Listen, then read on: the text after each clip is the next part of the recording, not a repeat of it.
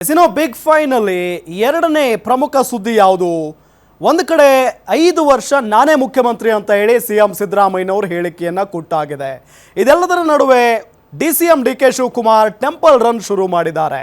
CM ಸ್ಥಾನಕ್ಕಾಗಿ ದೇವಿ ಬಳಿ ಬೇಡಿಕೊಂಡ್ರ DK Shivakumar ಅವರು ಪದೇ ಪದೇ ಟೆಂಪಲ್ ರನ್ ಮಾಡ್ತಾ ಇದ್ದಾರೆ. ಡಿಕೆ ಶಿವಕುಮಾರ್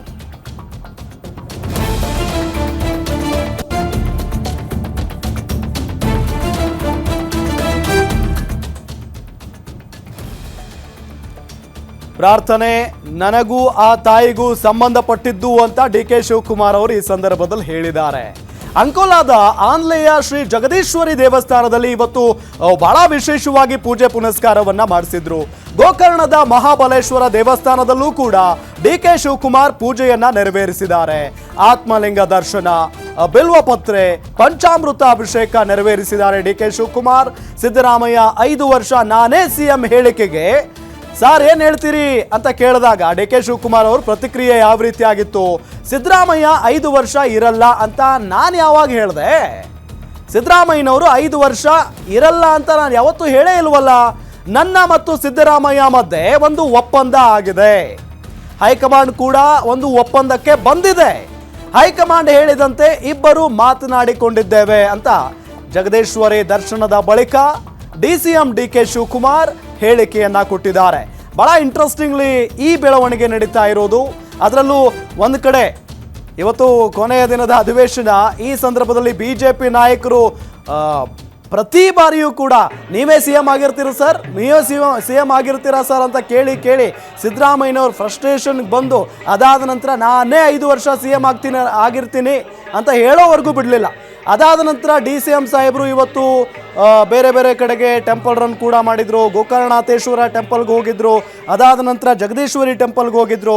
ಅಲ್ಲಿಂದ ವಿಶೇಷವಾಗಿ ಪೂಜೆಯನ್ನು ಮುಗಿಸಿಕೊಂಡು ಹೊರ ಬಂದ ನಂತರ ನಮ್ಮ ಮಾಧ್ಯಮ ಪ್ರತಿನಿಧಿಗಳು ಸರ್ ಈ ರೀತಿಯಾಗಿ ಹೇಳಿದ್ದಾರೆ, ಸಿಎಂ ಸಾಹೇಬರು ಅವರೇ 5 ವರ್ಷಗಳ ಕಾಲ ಮುಖ್ಯಮಂತ್ರಿ ಆಗಿರ್ತಾರಂತೆ, ನೀವೇನು ಹೇಳ್ತೀರಿ ಅಂದಾಗ ನಾನು ಯಾವಾಗಪ್ಪ ಹೇಳಿದ್ದೀನಿ ಅವರು 5 ವರ್ಷ ಮುಖ್ಯಮಂತ್ರಿ ಆಗಿರಲ್ಲ ಅಂತ ಅನ್ನೋ ನಿಟ್ಟಿನಲ್ಲಿ ಬಹಳ ಮಾರ್ಮಿಕವಾಗಿ ಮಾತನಾಡಿದ್ದಾರೆ.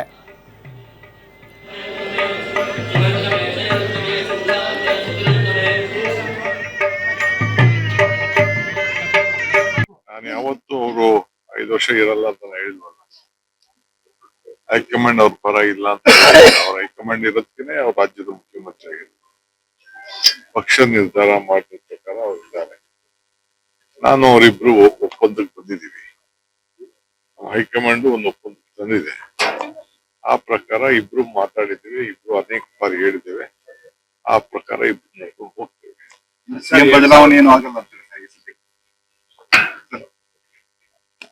ಸಿಎಂ ಬದಲಾವಣೆ, ರಾಜ್ಯದಲ್ಲಿ ಸಿಎಂ ಬದಲಾವಣೆ ಚರ್ಚೆ ಬಹಳಷ್ಟಿದೆ. ನಿಮ್ಮ ಶಾಸಕರು ನೀವು ಅದಕ್ಕೆಲ್ಲ ಚರ್ಚೆ ಮಾಡ್ತಾ ಇದ್ದೀವಿ ಹೊರತು ನಮ್ಮಲ್ಲಿ ಯಾವ ತರದ ಸದ್ಯಕ್ಕೆ ಯಾವ ಚರ್ಚೆನೂ ಇಲ್ಲ.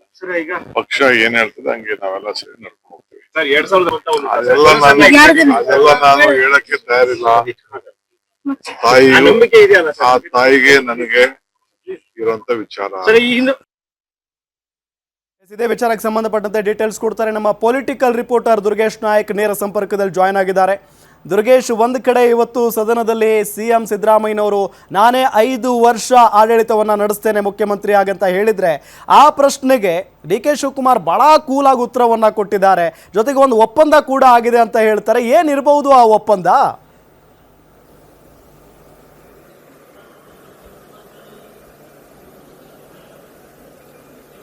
ಹೆಸರಾಮ್ ಸಿಎಂ ಸಿದ್ದರಾಮಯ್ಯ ಮತ್ತು ಡಿಸಿಎಂ ಡಿಕೆ ಶಿವಕುಮಾರ್ ಅವರ ನಡುವೆ ನಡೆಯುತ್ತಿರುವಂತಹ ಈ ಒಂದು ಪವರ್ ಶೇರಿಂಗ್ ಫೈಟ್ ಆಂತರಿಕವಾಗಿರುವಂತದ್ದು. ಯಾಕಂದ್ರೆ ಹೈಕಮಾಂಡ್ ಸೂಚನೆ ಮೇರೆಗೆ ಬ್ರೇಕ್ಫಾಸ್ಟ್ ಮೀಟಿಂಗ್ ಅನ್ನು ಮಾಡಿದ್ರು. ಬ್ರೇಕ್ಫಾಸ್ಟ್ ಮೀಟಿಂಗ್ ಬಳಿಕ ಅಧಿವೇಶನದಲ್ಲಿ ಮತ್ತು ಮುಂಬರುವಂತಹ ಚುನಾವಣೆಗೆ ನಾವಿಬ್ಬರು ಒಗ್ಗಟ್ಟಾಗಿದ್ದೇವೆ ಅನ್ನುವಂಥ ಸಂದೇಶವನ್ನ ಕೊಟ್ಟರು. ಆದರೆ ಇದೆಲ್ಲದರ ನಡುವೆಯೂ ಕೂಡ ಸಿಎಂ ಸಿದ್ದರಾಮಯ್ಯ ಬಣ, ಡಿಸಿಎಂ ಡಿಕೆ ಶಿವಕುಮಾರ್ ಅವರ ಬಣ ಆಗಾಗ ಒಂದು ಹೇಳಿಕೆಗಳನ್ನು ಕೊಡುವ ಮೂಲಕ ಮತ್ತಷ್ಟು ಈ ಒಂದು ಫೈಟ್ ನ ತಾರಕಿಕ ಮಾಡಿದ್ರು ಮತ್ತು ಅಧಿವೇಶನ ಸಂದರ್ಭದಲ್ಲೂ ಕೂಡ ಮುನ್ನೆಲೆಗೆ ತಂದ್ರು. ಈ ಒಂದು ಸಂದರ್ಭದಲ್ಲಿ ಯತೀಂದ್ರ ಸಿದ್ದರಾಮಯ್ಯ ಹೇಳಿಕೆ ನೀಡಿದ್ರು ಸಿಎಂ ಸಿದ್ದರಾಮಯ್ಯ 5 ವರ್ಷ ಸಿಎಂ ಆಗಿರ್ತಾರೆ ಅಂತ. ಇವತ್ತು ಏನು ಸದನದಲ್ಲೂ ಕೂಡ ನಿನ್ನೆ ಮೊನ್ನೆ ಸಿಎಂ ಸಿದ್ದರಾಮಯ್ಯ ಅವರಿಗೆ ವಿರೋಧ ಪಕ್ಷಗಳು ಕೂಡ ಸರ್ ನೀವು ಎಲ್ಲಿವರೆಗೂ ಸಿಎಂ ಆಗಿರ್ತೀರೋ ಅಂತ ಪ್ರಶ್ನೆಯನ್ನ ಮಾಡಿದ್ರು.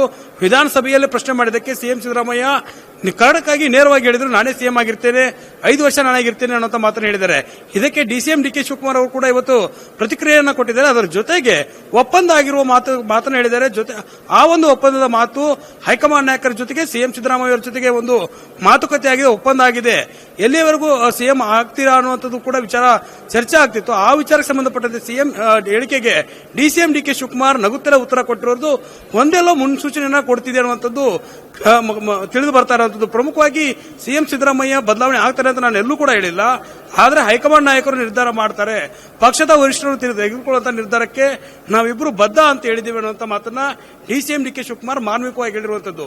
ಹೀಗಾಗಿ ಈ ಒಂದು ವಿಚಾರ ಬೆಳಗಾವಿ ಅಧಿವೇಶನದ ಬಳಿಕ ಮತ್ತೆ ಮುನ್ನೆಲೆಗೆ ಬರುತ್ತೆ. ಡಿಸಿಎಂ ಡಿಕೆ ಶಿವಕುಮಾರ್ ಮತ್ತು ಸಿಎಂ ಸಿದ್ದರಾಮಯ್ಯ ಅವರನ್ನ ದೆಹಲಿಗೆ ಹೈಕಮಾಂಡ್ ಕರೆಸಿ ಸಾಕಷ್ಟು ಚರ್ಚೆಯನ್ನು ಮಾಡಿ ಯಾವ ರೀತಿ ಬದಲಾವಣೆ ಆಗಬೇಕು, ಆದರೆ ಯಾವ ರೀತಿ ಪರಿಣಾಮಗಳಾಗುತ್ತೆ ಅನ್ನೋದು ಎಲ್ಲವನ್ನೂ ಕೂಡ ಚರ್ಚೆ ಮಾಡುವಂತ ಸಾಧ್ಯತೆ ಇದೆ. ಹೀಗಾಗಿ ಡಿಸಿಎಂ ಡಿಕೆ ಶಿವಕುಮಾರ್ ಅವರ ನಗುವಿನಲ್ಲಿ ಅವರಿಗೆ ಒಂದು ಗುಡ್ ನ್ಯೂಸ್ ಸಿಗತ್ತಾ ಅನ್ನುವಂಥದ್ದು ಕೂಡ ಪ್ರಶ್ನೆ ಇರುವಂತದ್ದು.